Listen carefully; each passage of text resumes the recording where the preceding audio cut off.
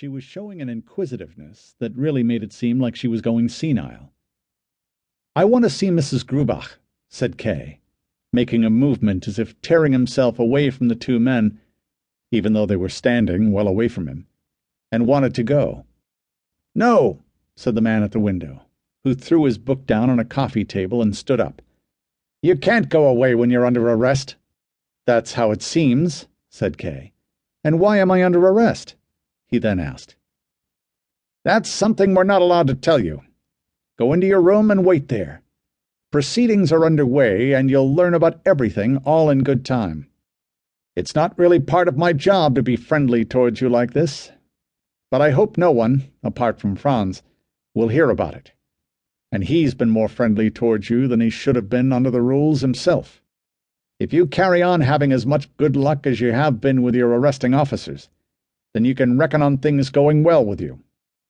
Kay wanted to sit down, but then he saw that, apart from the chair by the window, there was nowhere anywhere in the room where he could sit. "You'll get the chance to see for yourself how true all this is," said Franz, and both men then walked up to Kay.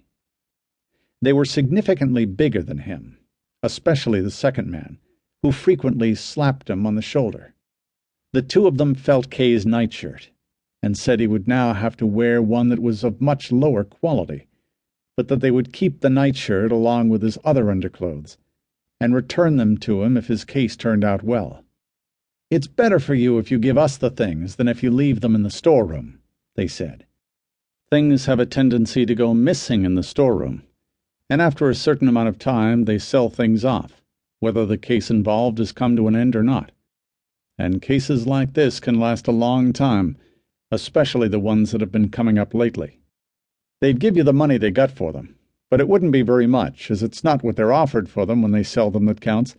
It's how much they get slipped on the side, and things like that lose their value anyway when they get passed on from hand to hand, year after year." Kay paid hardly any attention to what they were saying. He did not place much value on what he may have still possessed, or on who decided what happened to them. It was much more important to him to get a clear understanding of his position. But he could not think clearly while these people were here. The second policeman's belly, and they could only be policemen, looked friendly enough, sticking out towards him. But when Kay looked up and saw his dry, bony face, it did not seem to fit with the body. His strong nose twisted to one side as if ignoring Kay, and sharing an understanding with the other policemen. What sort of people were these?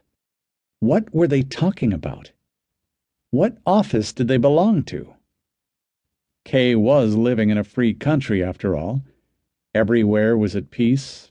All laws were decent and were upheld.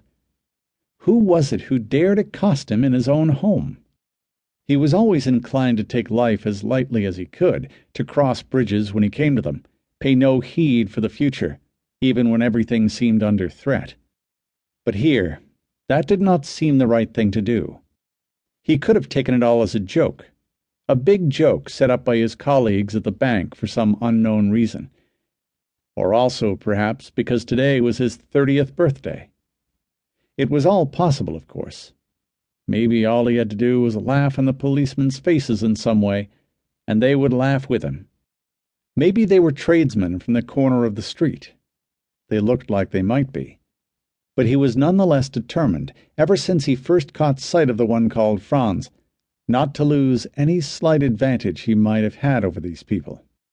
There was a very slight risk that people would later say he couldn't understand a joke.